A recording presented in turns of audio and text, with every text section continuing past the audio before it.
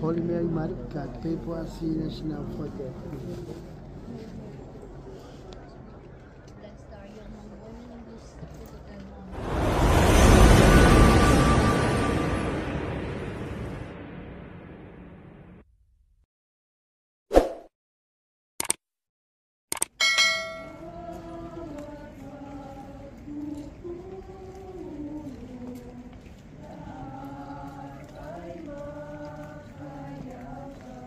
First station.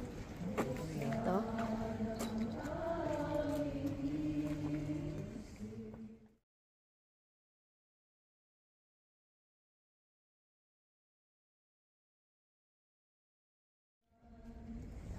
Sandigan, kaibigan mo. Ramay kong sawi, siya ay si Jesus sa bawat sandali.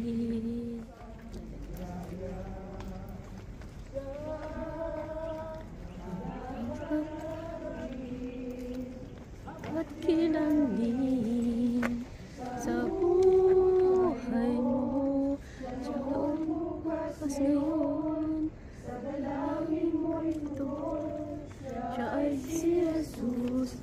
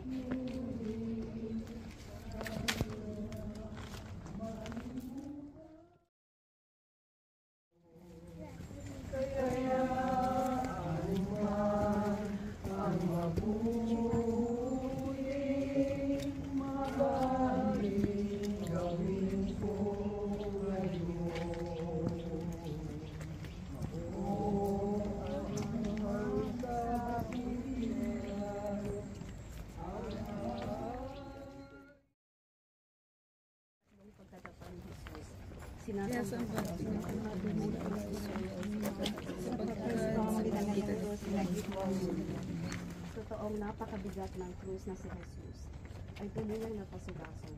Totoong napakabigat ng pagkakahiwalay ng mga pamilya dahil sa pangingibang bansa. Sukdulang ang mga supling ay napapasubasog din sa kawalan ng pag-aalay at kalinga ng mga magulang. Ang mga anak natin ay sugatan dahil sa kapti ng pangungulila sa pagdama ng pagmamahal na tiyaking saligan ng kanilang paglaki. Ang ating mga anak ay nalilito sa kawalan ng masusulingang makapagpapatatag sa mga kabutihang dapat nilang panindigan at kasamaang dapat talikuran. Sandaling takatinig. O amang mapagpala, patawarin mo kami sa aming mga pagkulang at pagkakasala sa aming mga anak na pabayaan dahil sa aming mga bansa. Ibig namin itong ituwid kaagad, subalit pansamantalang pagtibayin sila Upang mapunuan ang aming mga pagkukulang, ang di sila lalong maligaw. Pukawin mo ang mga puso naming mga mag-asawa upang higit kaming maging isa para sa kanilang kapakanan. Tulad ni Jesus, walang pagkatapa ang dapat mapanatili sa aming pagkakalugmok. Ibig namin tumayong muli at tahakin ang landas na matuwid. Hinihiling namin ito sa ngalan din ng Kristo aming Panginoon. Naglaho ang araw at napulit naman sa gitna ang kurtina ng templo. Malakas na sumigaw noon. Pangalan ka, sana'y bawa ka, Kristo.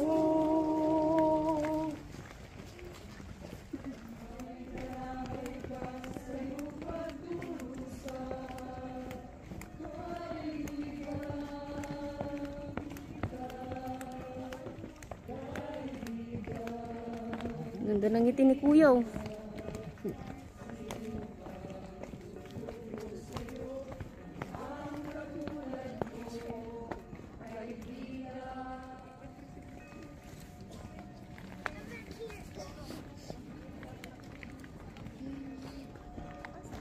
Pagkabuhay ka, malayo. Yun. Kuweba.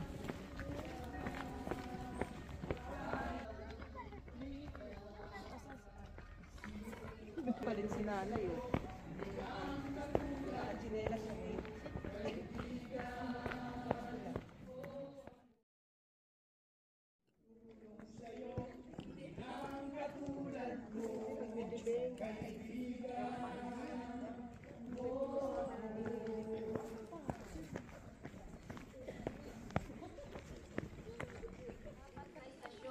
Si Jesus ay inilibing. Sinasamba sa pamamagitan ng araw ng paghahanda noon at nagsisimula ng araw ng pahinga. Sumunod kay Jose ang mga babaeng naglakad mula sa Galilea na kasama ni Jesus. Tiningnan nila ang libingan at ang pagkakalagay ng kanyang katawan. At saka sila umuwi at naganda ng mga pabango at mira. Lucas 23 verses 54 to 56. Magandang aral ang ibinigay ni Jesus sa atin sa kanyang libing. Kahit nasabik siya sa bunga ng kanyang pagkamatay, naghintay pa rin siya. Naghintay siya sa libingan, tikan niya sa pagdating ng takdang panahon.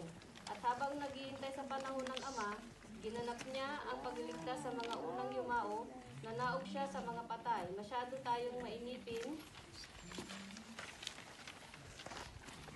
sa bunga ng ating mga pinagpaguran. Ibig natin sa biglaan, biglaang yaman, biglaang payat, biglaang saya, biglaang galing. Hindi iyon ang paraan ng daigdig at kalikasan. Hindi iyon ang paraan ng Panginoon. Dahan-dahan, unti-unti, sa tamang sandali, ayon sa oras ng Panginoon, si Jesus ay naghintay. Maghintay tayo sa panahon ng Panginoon, hindi sa pagtigil ng pagkilos, kundi sa palagyang pagkilos sa pagtataguyod ng kanyang kalooban. Sandaling katahimikan. Amang makapangyarihan, pinakita mo sa amin ang buhay ng iyong anak at talaga niyang pagsunod sa iyo. Ibig namin umalis ng higit sa iyong anak.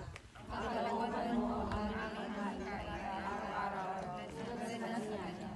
Ang isip at pagkilos namin ay katulad sa kanyang pagsunod sa iyong plano para sa buhay.